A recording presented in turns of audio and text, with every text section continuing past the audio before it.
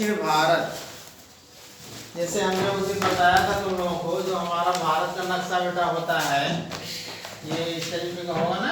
Yes sir. इस तरीके का होगा भारत का नक्शा, और ये वाला पोर्शन ऐसे करके जाएगा। Yes sir. और ये वाला ऐसे ऐसे करके आएगा, फिर ऐसे उठेगा, फिर यहाँ से नीचे जाकर के ऐसे ऐसे आता है। Yes sir. इधर हमारा है उत्तर, क्या है उत्तर। और इधर है दक्षिण। दक्षिण है। इधर क्या है पूरब। बहुत अच्छे, पश्चिम। Very good. बच्चे हमारे बहुत अच्छे हैं, लेकिन थोड़ा थोड़ा कच्चे हैं। ये है तो हम लोग आज श्रीलंका से जी यहाँ पर। ये श्रीलंका है। आज हम लोग दक्षिण भारत को पढ़ेंगे, इसके बारे में पढ़ेंगे, इसके बारे सर में। जी सर शिव मारने ये हम लोग इसके बारे में पढ़ेंगे, किसके बारे में, इसके बारे में, क्योंकि ये तो उत्तर है और इधर पूरब है और इधर पश्चिम। हम लोग यहाँ से यहाँ तक के बारे में पढ़ेंगे। दक्षिण पढ़ेंगे। दक्षिण भारत के बारे में पढ़ेंगे, कौन कौन से, क्योंकि इतिहास का ये टॉपिक है। तो दक्षिण भारत में कौन कौन से राजा थे और कैसे कैसे वहाँ शासन व्यवस्था थी, कौन कौन से लोग वहाँ कब कब हुए। मुख्य रूप से दक्षिण भारत जो है, ये दक्षिण भारत चल नहीं रहा है, ये दक्षिण भारत दूसरा वाला देखो दक्षिण भारत है। ये बेटा छठवीं से लेकर के छठवीं से लेकर के 11वीं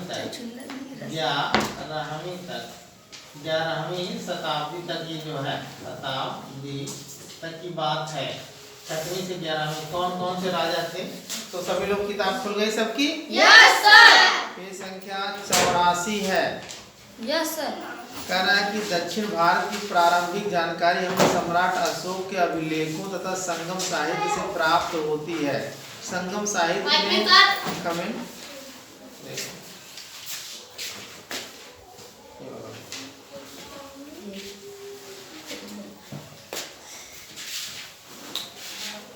तो कह रहा है कि संगम साहित्य में हमें 3 राज्य चेर, चोल तथा पांड्य राज्य का वर्णन मिलता है। 6वीं से 11वीं शताब्दी के मध्य दक्षिण भारत में कुछ नवीन राज्यों का उदय हुआ। इसके पहले हम लोग चेर, चोल और पांड्य राज्य के बारे में पढ़े थे। अब बेटा जैसे यहाँ देखो, विंध्य पर्वत तथा नर्मदा नदी उत्तर भारत को दक्षिण भारत से अलग करती है। यहाँ पे बेटा एक नदी निकलती है जिसको नर्मदा नदी निकलती है, हमने बताया था ना। जितनी भी नदियाँ होती हैं सब इधर गिरती हैं, बंगाल की खाड़ी में, लेकिन यहाँ से एक नर्मदा नदी निकलती है जो अमरकंटक से निकलती है और ये आकर गिर जाती है अरब सागर में। इधर ये सब समुद्र है, क्या है ये सब समुद्र, ये सब है समुद्र, ये सब समुद्र है। नीचे ये समुद्र है बहुत सब, और ये है तो ये समुद्र में ये जो समुद्र है बेटा, ये है अरब सागर, इसको बोलेंगे, क्या बोलेंगे, अरब सागर। अरब सागर। और ये है बंगाल की खाड़ी, बंगाल की खाड़ी, बंगाल की खाड़ी। अब ये है यहाँ से एक नदी निकलती है अमरकंटक नामक स्थान से, जो मध्य प्रदेश में पड़ता है, और ये आकर के इस साइड गिरती है। हालांकि तुम जानते हो कि जितनी भी नदियाँ हैं सब पश्चिम से पूरब की तरफ आती गिरती हैं। Yes sir. और सब आकर के इसी बंगाल के खाड़ी में गिरती है। इधर से जितनी भी नदियाँ, गंगा यमुना जितनी भी निकलती हैं सब गिरती हैं आकर के यहाँ पे, ठीक है, बंगाल की खाड़ी। हाँ, लेकिन कुछ नदियाँ जैसे नर्मदा हो गई, ताप्ती हो गई, ये सब नदियाँ जो है इधर से निकलती हैं। तो ये कह रहा है, अभी इसमें पढ़ते चलेंगे और धीरे धीरे कुछ न कुछ समझाते चलेंगे। विंध्य पर्वत तथा नर्मदा नदी उत्तर भारत को दक्षिण भारत से अलग करती है। विंध्य पर्वतमाला से लेकर कन्याकुमारी तक के विशाल भूभाग को दक्षिण भारत कहते हैं। इसका आकार त्रिभुजाकार होता है। पूर्वी घाट पर बंगाल की खाड़ी तथा पश्चिमी घाट पर अरब सागर स्थित है। कन्याकुमारी हिंद महासागर, अरब सागर तथा बंगाल की खाड़ी के मिलन बिंदु पर स्थित है। इन भौगोलिक विविधताओं के बीच 6वीं से 11वीं शताब्दी के मध्य राष्ट्रकूट, चालुक्य, पल्लव तथा चोल यानी कौन कौन वंश हुए, राष्ट्रकूट, चालुक्य, पल्लव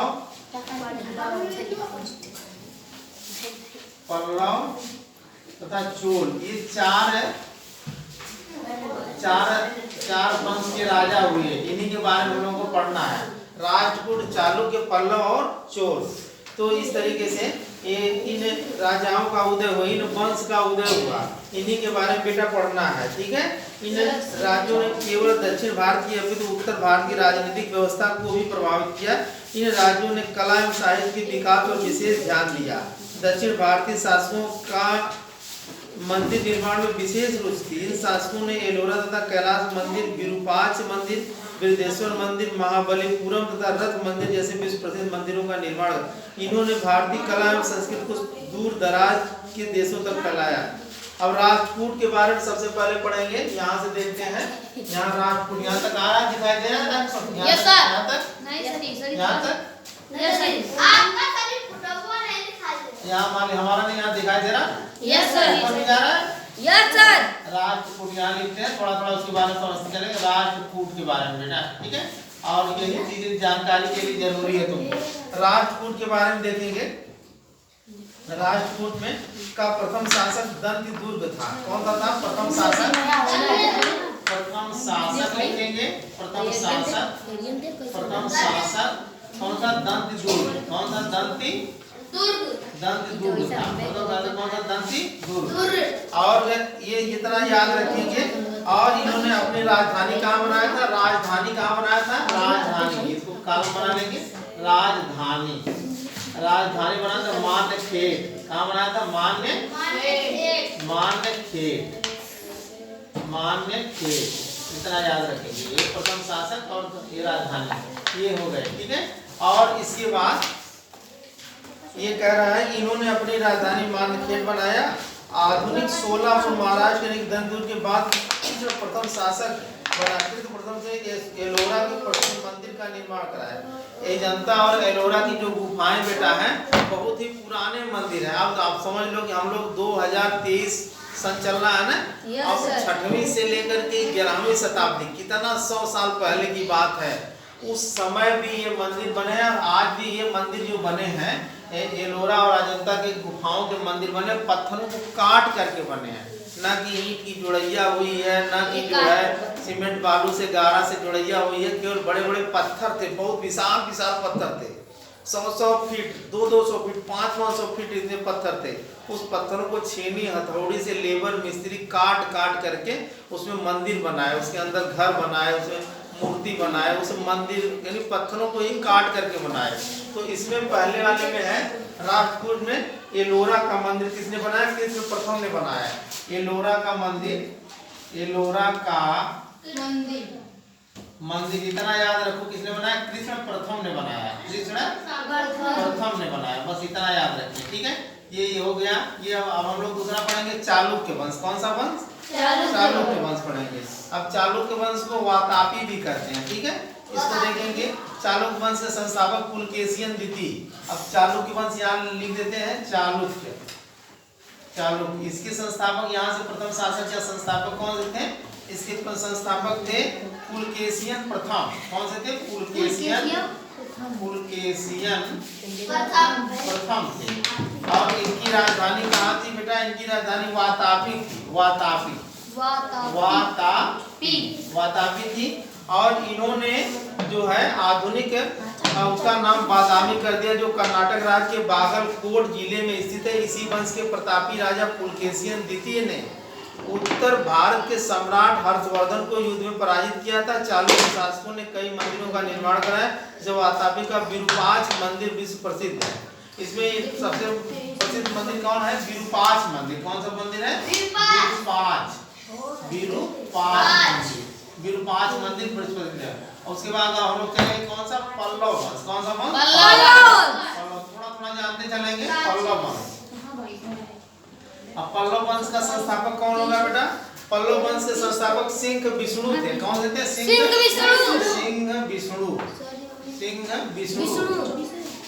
विष्णु नाम लिख लेंगे। और फिर इसके बाद कह रहा है कि ये क्या किए इन्होंने? अपनी राजधानी को कांची बनाया। राजधानी कहाँ बनाया? कांची। जैसे इस समय हमारे उत्तर प्रदेश की राजधानी कहाँ है? लखनऊ। तो राजधानी पर ही जो उत्तर प्रदेश के सबसे मुख्यमंत्री हैं, सबसे मेन जो एक तरीके सर्वा होते हैं पूरे देश को चलाने, प्रदेश को चलाने के लिए, वो वही राजधानी में ही बैठते हैं। तो राजा जो थे सिंह विष्णु कहाँ बैठते थे? कांची में बैठते थे। मतलब अलग अलग जहाँ राजधानी थी वहाँ पे वो बैठ करके पूरी शासन व्यवस्था को चलाते थे। हाँ, कांची में बैठते हैं। अरे कांची होती करवा।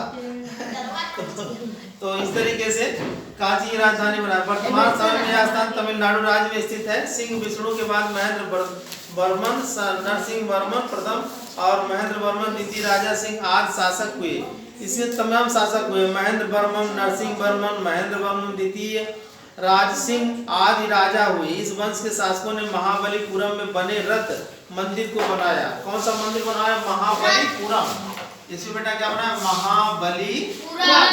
महाबलीपुरम मंदिर। इतना याद रख, महाबलीपुरम रथ मंदिर। उसमें रथ मंदिर का मतलब उस तरीके से उस मंदिर को काट करके बनाया गया था कि उसमें गोल गोल चक्के बना दिए गए, आगे घोड़े बना दिए गए, जैसे लग रहा था कि उस मंदिर को जो है कोई रथ खींच रहा है।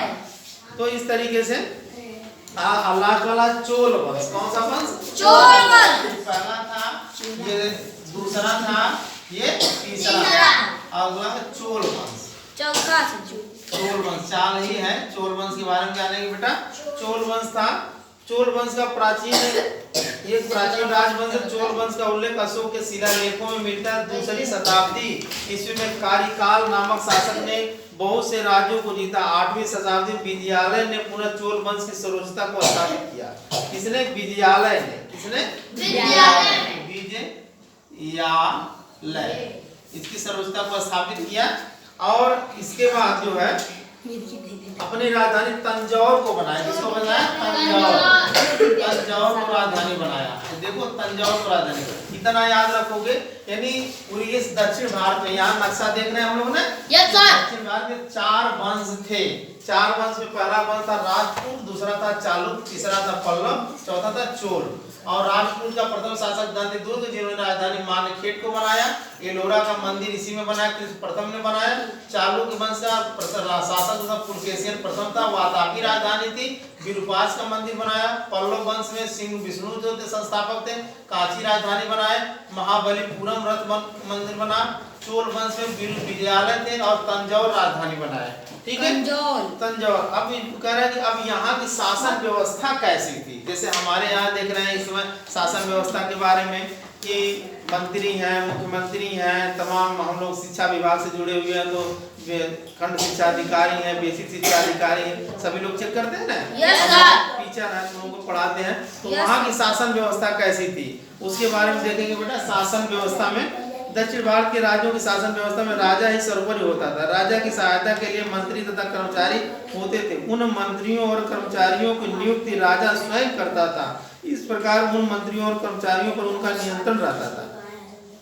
यही बात थी कि राजा ही सर्वोपरि होता था। राजा मंत्रियों की नियुक्ति करता था और राजा के कहने पर ही कोई काम होता था। राजा के बिना अनुमति के कोई काम नहीं होता था। बहुत अच्छा। चोलों की शासन प्रणाली बहुत विकसित और सुव्यवस्थित थी। समस्त राज्य को राष्ट्रम कहते थे। जैसे हमारे इस तरह जो राज्य को उत्तर प्रदेश मतलब प्रदेश कहते हैं ना, उस समय क्या कहते थे? उसके प्रदेश को क्या कहते थे? राष्ट्रम कहते थे। प्रदेश को क्या कहते थे? राष्ट्रम। राष्ट्रम कहते थे। क्या कहते थे? राष्ट्रम कहते थे। और फिर कह रहा है कि प्रांतों को मंडलम, प्रांतों को क्या कहते थे? मंडलम। यानी ये देश को राष्ट्रम कहते थे। देश को कहते थे, देश को राष्ट्रम और प्रदेश को मंडलम। और गांव किसको क्या कहते थे? जनपद। जिला को क्या कहते थे? बिना नाडु। बहुत अच्छे। शुभम देखो ध्यान दे रहा, जिला को नाडु। और ये लक्की तो बदमाशी कर रहा है। ये सर मार रहा है। हम बताएं सर जी हंस रहा है। गांव को अरे हंसत हुआ तो हंसना करवा जिंदगी भर। कुर्रम, गांव को क्या कहते थे? कुर्रम। तो देखो उस समय देश को, जैसे हमारा देश क्या नाम? इंडिया है। प्रदेश हमारा उत्तर प्रदेश है, जिला हमारा आजमगढ़ है, गांव हमारा क्या है? यही ना। तो अब इस तरीके से उस देश को कहते थे राष्ट्रम और प्रदेश को मंडलम और जिला को नाडु और गांव को कुर्रम। ये इतना याद रखना बेटा। यही सब चीजें थोड़ी जानते रहोगे तो आगे चल करके जब कंपटीशन की तैयारी करोगे, बड़ी बड़ी नौकरियों की तैयारी करोगे, पढ़ने लिखने का उद्देश्य यही है ना कि हम अच्छी नौकरी पाएं, अपने गरीबी को दूर करें। जी सर। अगर तुम गरीबी में पैदा हुए हो तो ये तुम्हारे बस में नहीं था, लेकिन इतना मेहनत करो कि तुम अमीरी में मरो, तुम्हारे माँ बाप अमीर हो जाएं, गरीबी में ही ना रहो।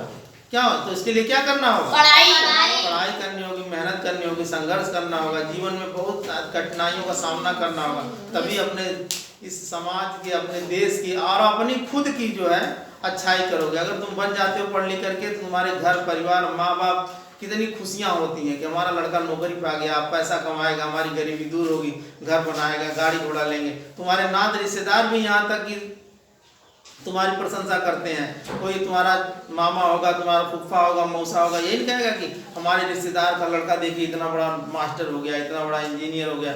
लोगों को खुशी होती है कि नहीं होती है? Yes sir. तो इस तरीके से बेटा ये सारी चीजें हैं, जानोगे तभी।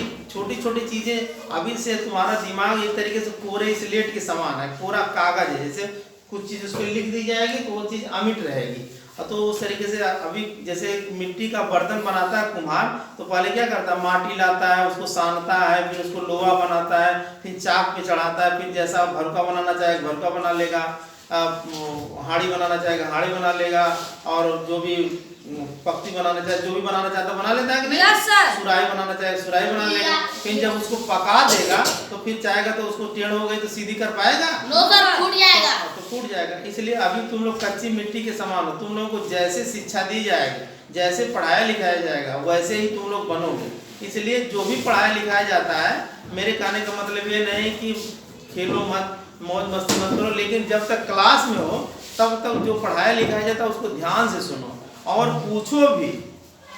क्योंकि पूछने वाले बच्चे अच्छे होते हैं। जो लोग बच्चे पूछते हैं, कुछ बच्चे ऐसे होते हैं पूछते इसलिए नहीं कि लोग हंसेंगे, कहेंगे हमारी बेइज्जती होगी। तो एक दिन बेइज्जती अगर ना पूछबा तो एक दिन बेइज्जती के बजाय पूरे जिंदगी भर बेइज्जती हो, ये लिए जानकारी ना रही। जो लोग नहीं पूछते हैं वो क्या होते हैं कि पूरे जिंदगी भर उनको नहीं जानकारी होती है। Yes, है ना? और जो पूछ करके पूछ लेते हैं, नहीं समझ में आ रहा है तो तुरंत वो समझ में आ जाता है। नहीं कहा जाता है कि जो लोग पूछ लेते हैं वो केवल एक दिन मूर्ख बनते हैं। मूर्ख का क्या बनेंगे? लोगों के सामने लोग हंस देंगे तो लोग कहेंगे कि अरे बहुत बड़ा कुछ भैया बोलो, हंस देंगे तो थोड़ा सा महसूस होगा कि बेइज्जती, लेकिन बेइज्जती उसको नहीं करते हैं। जो बच्चे अच्छे होते हैं वो बार बार पूछते हैं, पूछने वाले बच्चे ही अच्छे माने जाते हैं। और जो नहीं पूछेंगे ना वो जीवन भर मूर्ख बनेंगे। तो एक दिन का मूर्ख ठीक है कि जीवन भर का मूर्ख ठीक है? एक दिन का है? एक दिन का सर जो करा जीवन जीवन भर का मूर्ख बराबर ना पूछना। एक दिन का ना Yes, एक दिन का sir. पूछ दे बात हाँ चले का भला चले कुछ होई कुछ ना होई Yes, sir. कुछ ना होई। सब बारी बारी से जो हम पढ़ाते हैं तो उसके बारे में पूछा करो तुम लोग, तब हमको भी लगेगा कि हाँ बच्चे हमारे पढ़ने में इंटरेस्ट ले रहे हैं। बैठो बैठो। फिर अब सामाजिक स्थिति बेटा देखो, ये था। अब समाज में कैसी स्थिति है, जैसे हम लोगों में आज छोटे बड़े का आदर करना है। दक्षिण भारत का समाज में वर्ण व्यवस्था पर आधारित इस समाज में समाज दो ब्राह्मण और गैर ब्राह्मणों को सभी अपने अपने कर्तव्यों का पालन करते। समाज में स्थिरता थी। राज्य में धनी और गरीबों में अंतर था। धनवान व्यक्तियों के मकान सुंदर सुसज्जित थे, गरीबों के घर सादे होते थे और फर्श कच्ची ईंट के होते थे। किसान भूमि के स्वामी माने जाते थे, परंतु मजदूरों की दशा अच्छी न थी। कृषि मजदूर दासों की तरह थे। अब उस समय की भी शासन व्यवस्था, एक ब्राह्मण मतलब पंडित थे और एक गैर ब्राह्मण थे। जैसे आज भी ब्राह्मण है ना, पंडित लोग हैं कि नहीं है? Yes, sir. पंडित लोग हैं, ठाकुर लोग हैं, बनिया लोग हैं, छोटे बिरादरी के छोटी बिरादरियाँ जो चाहे यादव हो, चाहे चौहान हो, चाहे चमार हो, चाहे मतलब लोहार पहाड़ धोबी पासी मौर्य, जो भी सभी वर्गों में बटा हुआ है ना। Yes, sir. तो उस समय भी एक ब्राह्मण थे एक गैर ब्राह्मण थे। उनकी भी दशा ऐसी ही थी और लोग अपने अपने कामों में सबका, जैसे लोहार का काम लोहे का काम करना है ना, मोची का काम जूते को सुनना, और इस तरीके से उनके कामों के आधार पे उनके जातियां बटी हुई थी, ना कि जो है इस तरीके थी। फिर धार्मिक स्थिति क्या थी? दक्षिण भारत के शासक हिंदू धर्म को मानने वाले थे, अन्य धर्मों के प्रति उदार थे। वो बौद्ध और जैन धर्म के विहार और मंदिरों का निर्माण में दान दिया करते थे। यानी उस समय हिंदू धर्म ज्यादा था। हिंदू धर्म में यही जो हिंदू धर्म हम लोग जानते हैं, राम कृष्ण और शंकर भगवान इन लोगों की पूजा होती है तो हिंदू धर्म होते हैं। और बौद्ध धर्म में भगवान बुद्ध की पूजा, जैन धर्म में जैन की पूजा होती है, सिख धर्म में गुरु नानक की पूजा होती है, और ईसाई में ईसा मसीह की पूजा होती है। तो उस समय कौन से धर्म वाले लोग थे? हिंदू धर्म वाले। लेकिन वो लोग हिंदू धर्म को मानते थे, लेकिन कुछ धर्म दूसरे भी थे, जैसे बौद्ध धर्म भी थे, जैन धर्म भी थे, तो उनको भी वो लोग दान पुण्य देते थे। और इस तरीके से उस समय की विष्णु और शिव की पूजा होती थी। विष्णु मतलब नारायण, जिसको लोग कहते हैं नारायण नारायण नारायण, उन्हें विष्णु कहा जाता है ना। और शिव माने शंकर भगवान की पूजा करते थे लोग। और शंकराचार्य उस समय एक बहुत बड़े जो है सन्यासी हुए, बहुत बड़े साधु हुए। वो पूरे उत्तर दक्षिण पूर्व पश्चिम में मठों की स्थापना की। मठ का मतलब यही होता है कि जहाँ पे मंदिर होता है और वहाँ पे बच्चों को शिक्षा दीक्षा भी दी जाती थी। पहले विद्यालय नहीं हुआ करते थे, मंदिर में शिक्षा हाँ मंदिर में ही शिक्षा दी जाती थी, उसी को मठ कहते थे। और उसी 11वीं शताब्दी में एक रामानुजाचार्य जो थे, उन्होंने कहा शक्ति और ज्ञान के बल पर ईश्वर को प्राप्त किया जा सकता है। अगर कोई व्यक्ति बहुत ज्यादा पढ़ा लिखा है तो उसे ईश्वर को प्राप्त कर सकता है, उन्होंने बताया था। फिर कला और साहित्य के बारे में बेटा जानेंगे। कला साहित्य का मतलब कि उस समय के मकान कैसे थे, उस समय के लोग कौन सा देखते थे। जैसे आज तुम लोग पिक्चर वगैरह देखते हो ना, सीरियल उरियल देखते हो ना, कहीं नाच उच होती है तो भी पसंद करते हो, डीजे बजता है तो थोड़ा डांस वांस भी करने लगते हो, है कि नहीं। तो उस समय के लोग कला साहित्य में कैसे प्रेमी थे, है कि नहीं। अब इसके बारे में दक्षिण भारत के बड़े और भव्य मंदिर ठोस चट्टानों को काट कर निर्मित किए गए थे। इनके शिखर आयताकार और ऊंचे और कई मंजिलों के होते थे। मंदिर की दीवारों पर सुंदर कृतियां बनाई जाती थी। इस प्रकार के मंदिर उस समय तक उत्तर भारत में नहीं निर्मित थे। बृहदेश्वर मंदिर का निर्माण चोल राजाओं ने कराया। यह 14 मंजिल ऊंचा है। इस समय की मूर्ति कला की बहुत विकसित थी। इस मंदिर में धातु की बनी नटराज की सुंदर मूर्ति स्थापित है। एक बृहदेश्वर मंदिर था। बृहदेश्वर मंदिर बेटा मैं पढ़ाया था। बृहदेश्वर मंदिर जो था जो 11 मंजिल ऊंचा है, वो भी पहाड़ को काट के बनाया गया। 11 मंजिल ऊंचा का मतलब कि एक मंजिल लगभग 10 फीट होता है, तो 11 मंजिल कितना फुट होगा। यहाँ देखो ये मंदिर बना ना, 11 मंजिल का मतलब क्या फुट होगा, 110 फुट। साक्षी ऊपर भी चढ़ के जाते होंगे। अरे अंदर अंदर सीढ़ियाँ बनी रही होगी ना, अंदर अंदर सीढ़ियाँ बनी होंगी, वैसे लोग जाते रहे होंगे। अब साहित्य की प्रगति। दक्षिण भारत के राजा शिक्षा और साहित्य के प्रेमी थे।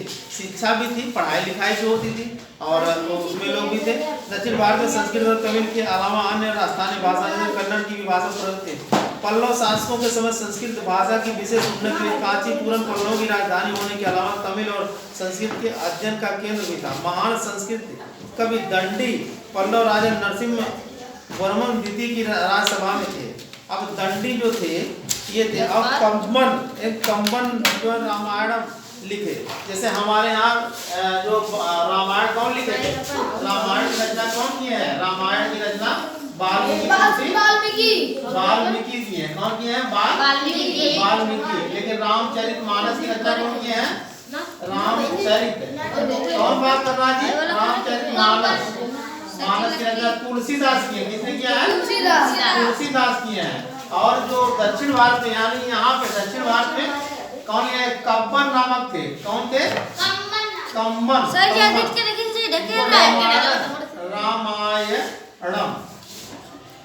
रामायण की रचना की थे कंबन किए थे। कौन की थे, कंबन।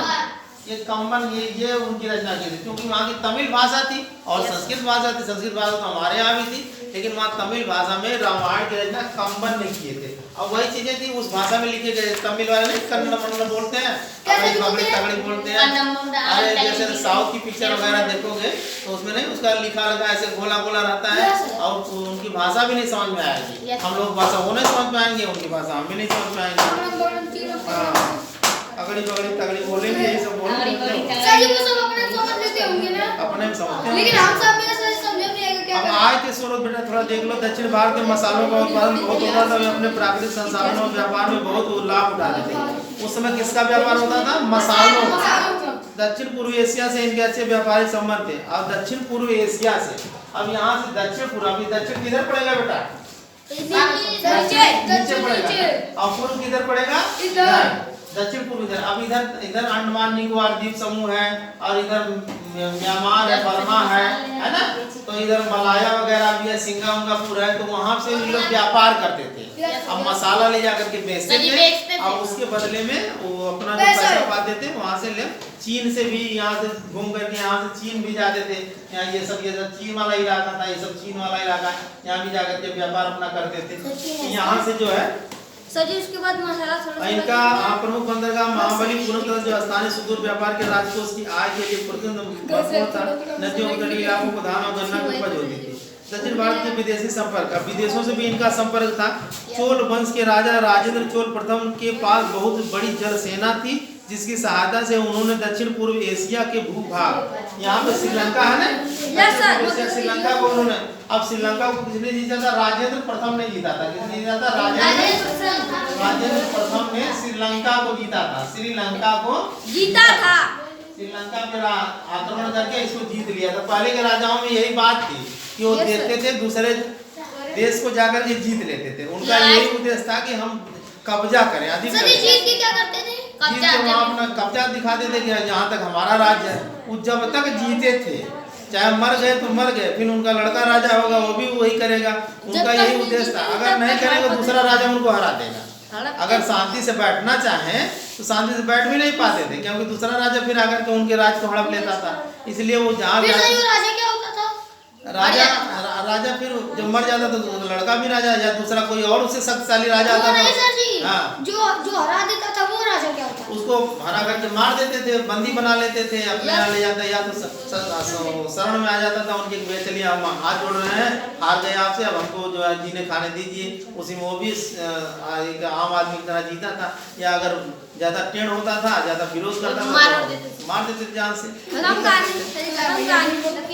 इस प्रकार पल्लवों ने सुमंत्रा को अपनी बस्तियां स्थापित की। जो भारतीय संस्कृति के प्रसार के महत्वपूर्ण केंद्र बने।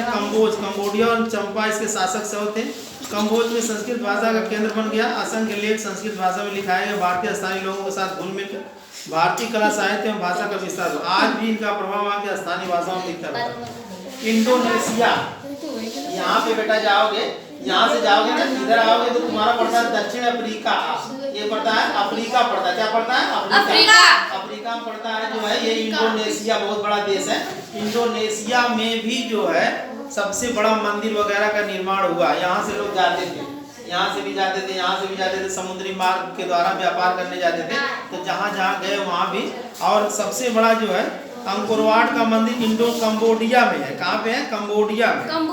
कंबोडिया में जो विश्व की धरोहर है। इस मंदिर की दीवार पर रामायण महाभारत की कहानियां उभरी हुई है।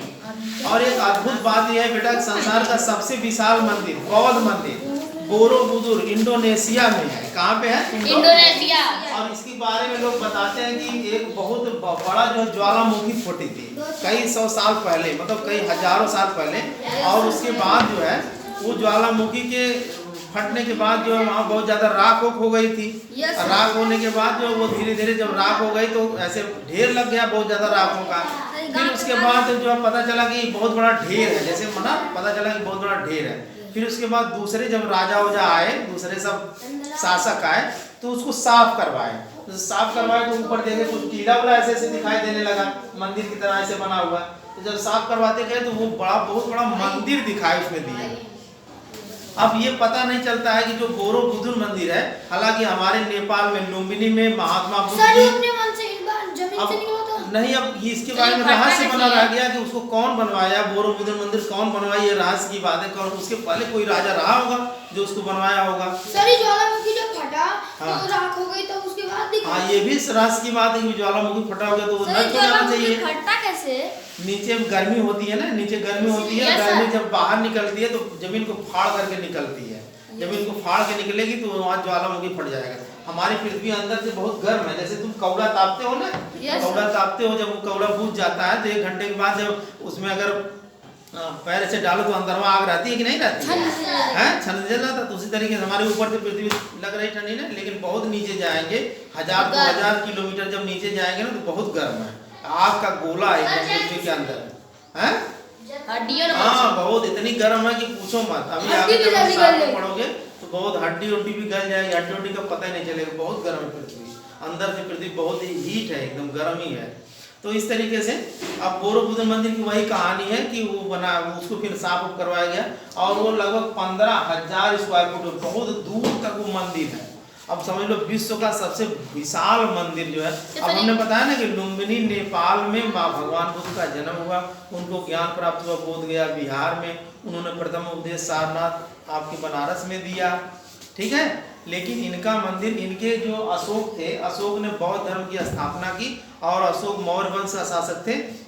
और उन्होंने अपने लड़के महेंद्र और उनकी लड़की संघमित्रा को उन्होंने भेज दिया था श्रीलंका प्रचार करने, चीन में भेज दिया। आज भी देखो चीन में बैठो बैठो। सर, चीन में और चीन में, जापान में, ये श्रीलंका में, ये सब बौद्ध धर्म ही है। और बौद्ध धर्म एक वैज्ञानिक धर्म है और बौद्ध धर्म में ईमानदारी, उसमें जात पात भेदभाव छुआछूत नहीं है। जो मेहनत करेगा उसको अच्छा फल मिलेगा। वो मेहनत ईमानदारी जहाँ रहेगी वहाँ लोगों का विकास होगा। न चोरी है, न बेईमानी है, न किसी प्रकार के भ्रष्ट लोग हैं। सभी लोग मानव को मानव समझते हैं, इंसान को इंसान समझते हैं। तो ये आज था दक्षिण भारत के बारे में सभी लोग समझ गए। Yes sir.